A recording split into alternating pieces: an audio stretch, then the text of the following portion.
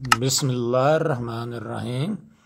عبدالوہاب ثقفی نے ایوب سختیانی سے، انہوں نے محمد بن سیرین سے، انہوں نے حضرت ابو ہریرہ رضی اللہ تعالیٰ عنہ سے، انہوں نے نبی کریم صلی اللہ علیہ وآلہ وسلم سے روایت کی کہ آپ نے فرمایا قیامت کا زمانہ قریب آ جائے گا تو کسی مسلمان کا خواب جھوٹا نہ نکلے گا۔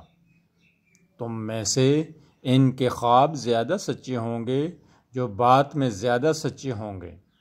مسلمان کا خواب نبوت کے 45 حصوں میں سے ایک 45واں حصہ ہے۔ خواب 3 طرح کے ہوتے ہیں۔ اچھا خواب اللہ کی طرف سے خوشخبری ہوتی ہے۔ ایک خواب شیطان کی طرف سے غمگین کرنے کے لیے ہوتا ہے، اور ایک خواب وہ جس میں انسان خود اپنے آپ سے بات کرتا ہے۔ اس کے اپنے تخیل کی کار فرمائی ہوتی ہے۔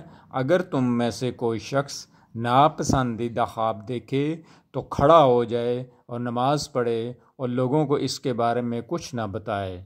فرمایا، پاؤں کی بیڑی خواب میں دیکھنا مجھے پسند ہے اور گلے کا توق ناپسند ہے۔